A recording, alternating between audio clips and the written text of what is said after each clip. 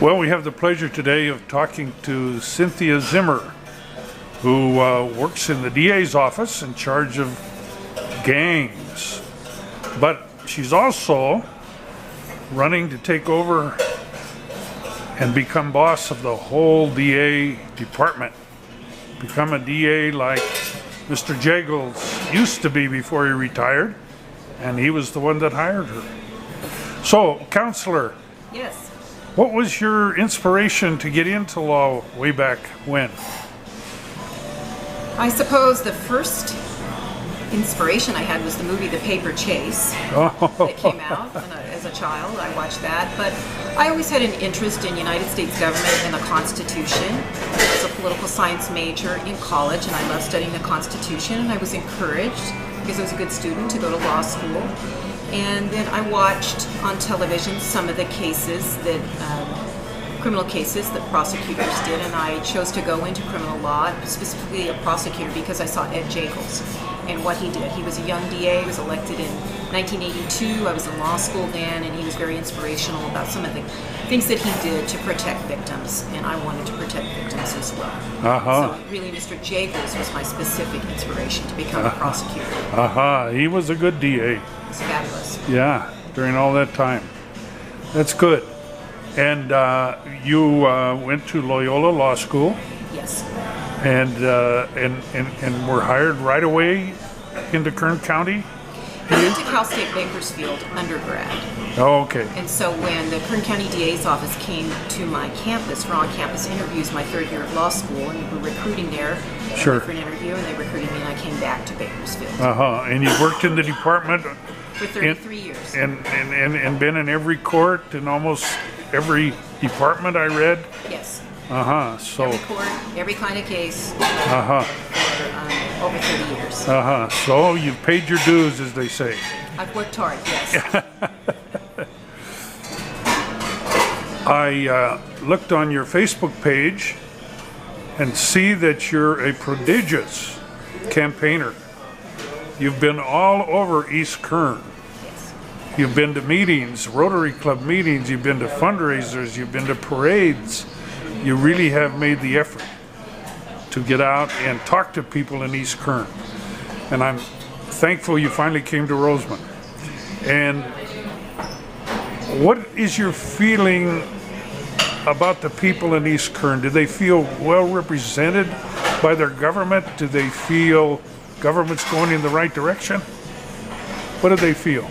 I don't know exactly how they feel about government as a whole, but how they feel about law enforcement in the District Attorney's office in East Kern is something that was a bit of a surprise at first, but it's a consistent sentiment, and that is people in Ridgecrest, Lake Isabella area, Mojave, California City, Tehachapi, and I have spoken to some people here in Rosamond. I have a case coming up out in Rosamond, so I've been here quite a bit on that. Feel a little bit like Bakersfield's stepchild. They feel that they are not represented as victims of crime and with law enforcement as people are in Bakersfield. These are difficult budgetary times, and I know that the Sheriff's Department and some of the other police departments out here have had difficulty in stretching their dollars, their tax dollars, so it's a hard time. And they're trying as best they can to be as efficient as they can. But regardless of that, I don't think people, at least a lot of people, feel safe. And so that's something that I really want to work on. I want to make sure that we partner and have a good relationship with our law enforcement so we can be smart about protecting people. Be smart about protecting people. People also feel not as safe because the crimes, what used to be felonies are no longer felonies. And there's a lot more drug abuse, theft, because people that were in prison, I can't send a drug dealer to prison anymore. People can sell drugs and not go to prison because of the crimes or the laws that have changed. So we just have to work harder. I want to work harder, and I am very concerned about the feeling of people in East Kern feeling unsafe. And I'm going to do everything I can to do what we can do and partner with the departments in order to change that feeling. How much power does the DA have to make that happen? The DA has a lot of power. Okay.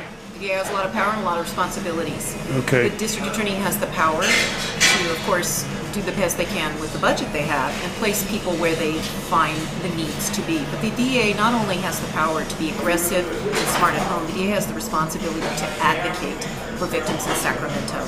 And when the next proposition comes on the ballot that is entitled Safe School, but it's really just making another felony a misdemeanor, where someone gets a ticket rather than goes to prison, the DA has to make the voters aware of that, get together and advocate and write letters to the editor and contact Rotary clubs and encourage people to know what is going on in government. Now, the murder case that you're working on now, you say 17 years ago it happened, and now I think, and then now finally you're solving it. Since that case has not been litigated, it's not over. I can't talk about the case too much, but it is coming up for trial. I can say that I am prosecuting 2 gang members who committed a murder at the local Rosamond McDonald's that occurred on August 11, 2001. So all of that time it's been on the books. It's been unsolved. It was unsolved until 2 years ago when the Sheriff's Department solved that crime. Counselor, here in Rosamond, the issue of marijuana has been very big for 3 or 4 years. Public meetings have been shouting, screaming, people angry that all of a sudden it didn't seem like their government or law enforcement could do anything about pot shops popping up, to the point where at one time we had 22 pot shops with buyers coming from down south, down Sierra Highway in LA up here because it's easier to buy. As a DA, is there anything you can do? Do you have any history of success controlling? Yes, and I'd like to talk to you a little bit about what we've done in Bakersfield. As of October 1st of 2017, in the city of Bakersfield, there were 70 illegal marijuana dispensaries within the jurisdiction. Now that's about almost 4 times that of Rosamond, but still Bakersfield is a much, much bigger city, so 20 pot shops here sounds, that's very much out of proportion. That's like 1 pot shop for every 1,000 people here. That's something else. But if you go back and look at the city of Bakersfield, it was never legal to have a pot shop in Bakersfield. It was never zoned for it. It was always illegal. And the city attorney's office dealt with that civilly. Well, it didn't really work. So they decided to change the way they did business.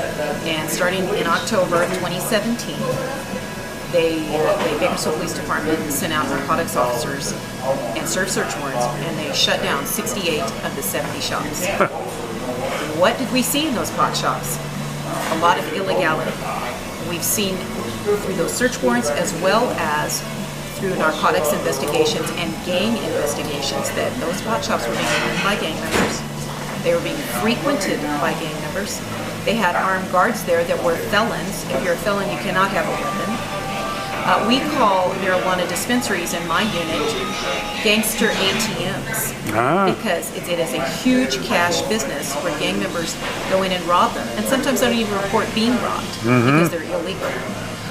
Oftentimes, gang members find each other, rival gang members, in the parking lot, and there are shootouts in the parking lot. The majority of people, at least in those Bakersfield pot shops that frequented them, were young men between the ages of 18 to 12. People that should be out working. Sure.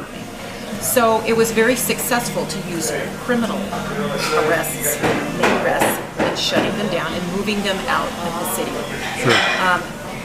In 2016, there were 1,500 calls for service from the Bakersfield Police Department in those pot shops. In 2017, up until November or October, there were 1,200. That is extremely taxing on the police department that there were that many calls for service in around the area. Sure. But when they went criminally, you know, some of them have moved to other areas. But these pot shops that were on Chester, for the majority of them, if you know Bakersfield, they were east of Highway 91. Except 6 of them. So they were in poorer areas. Sure. Another problem that we saw was that Sereno gangs, who were the foot soldiers for the prison Mexican mafia, were collecting taxes in neighborhoods. So if you were in the Loma gang population or area there, the Loma that Sereno gangs would collect taxes if you expected to sell marijuana and have a pot shop within that gang territory. So we had people collecting taxes, robberies, shootings, and it's been very difficult. We've also had some LA gangs come up to Bakersfield and do robberies of pot shops. So they work there, they are consumers there, they rob them. So it's been nothing but a drain for law enforcement in the district attorney's office and prosecuting these cases. We prosecute a lot of these as felonies because of the crime that occurs there.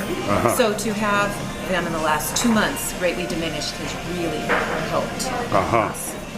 Gang unit, that is, and in the new cases that we have not seen now. But so that's what we are seeing in Bakersfield. I am aware of some of the problems in Rosamond about some of these marijuana dispensaries here. It seems ridiculous, and I think that they have been banned, and I'm hoping that if I'm elected DA, that I can partner with law enforcement in East Kern and stop and shut down illegal marijuana dispensaries. Well, it sounds like you've got the experience to do it. I do. I know a lot about marijuana dispensaries. And how it all works. And because the people here really have, I stress it again, have felt abandoned, orphaned by their government. And they say, can't we pass some laws that will allow shutting these places down quicker? Well, it's been complicated, to be fair to the Board of Supervisors and to the Sheriff's Department. It's been very complicated, the years of litigation that they've had to go through. It hasn't been quite as simple as it has at the city of Bakersfield, you know, as far as the illegality, you know, so there are other factors working. I'm aware of that. But it is unfair to the people in Rosamond to have 22 hot shops and have people from Los Angeles coming up here to buy drugs. It's not what we want for Kern County. Good luck, and I hope you win. Thank you, John.